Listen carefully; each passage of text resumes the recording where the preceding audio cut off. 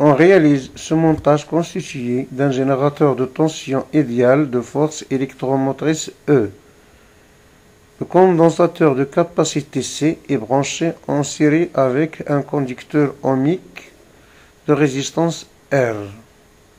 L'interrupteur à point milieu K permet de fermer le circuit 1 en le mettant dans la position 1 ou de fermer le circuit 2 de décharge en position 2. Un voltmètre branché aux bornes du condensateur de capacité C permet de mesurer à chaque instant la tension UC aux bornes de ce condensateur. Un chronomètre permet de suivre la valeur de la tension UC aux bornes du condensateur en fonction du temps, au cours de la charge ou au cours de la décharge. Voici donc le générateur de tension, l'interrupteur inverseur K, le condensateur de capacité C et le conducteur ohmique de résistance R variable.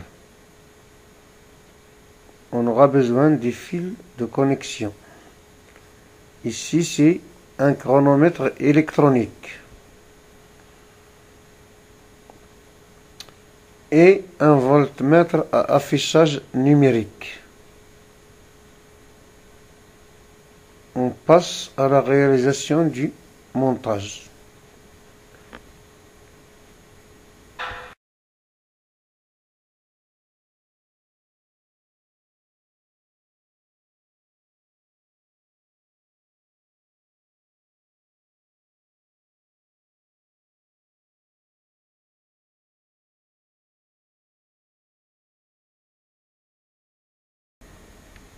Avant de fermer le circuit de charge, on décharge d'abord totalement le condensateur, ce qui correspond à une tension UC égale 0. À T égale 0, on déclenche le chronomètre et on bascule l'inverseur K en position 1. C'est le début de charge. On remarque une augmentation rapide de la tension UC aux bornes du condensateur en fonction du temps. Cette augmentation est importante au début. Nous allons remarquer qu'au cours de la charge, l'augmentation de la tension UC devient faible pour une même durée. Le condensateur sera chargé. La valeur de la tension UC à la fin de charge ne peut pas dépasser E égale à peu près 6 volts.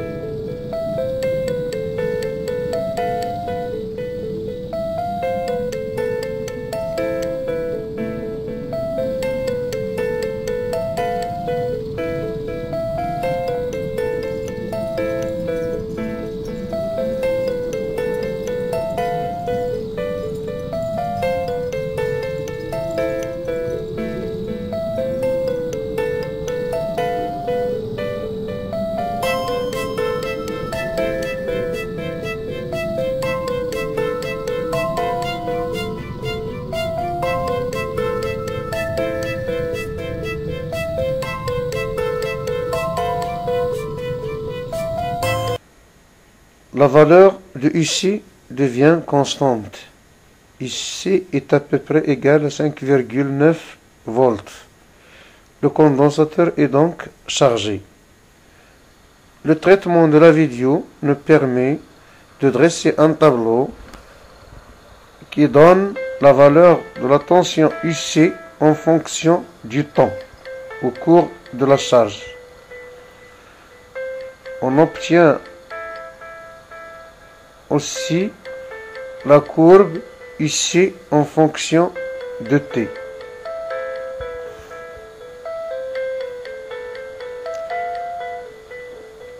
La courbe montre que UC passe de la valeur 0 à une valeur limite.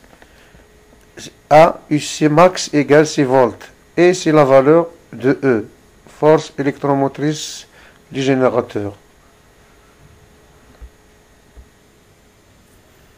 Le condensateur étant chargé, on ouvre l'interrupteur K. Pour décharger le condensateur, on bascule K en position 2. On remarque alors que la tension IC aux bornes du condensateur diminue en fonction du temps. Cette diminution est importante au début de la décharge et devient plus faible au fur et à mesure que le condensateur se décharge.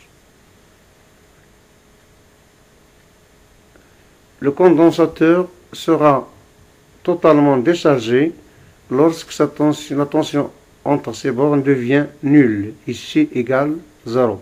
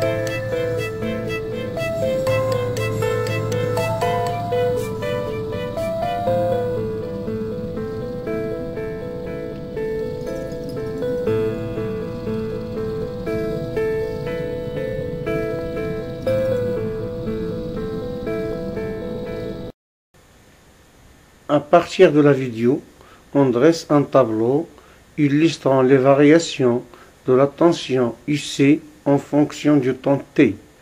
Puis on trace la courbe IC en volts en fonction de T en secondes.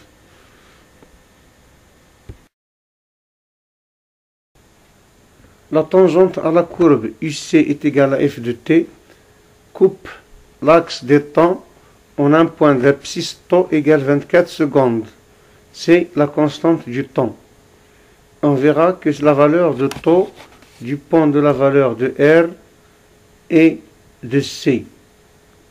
Ceci bien sûr dans l'étude théorique. Taux égale R fois C.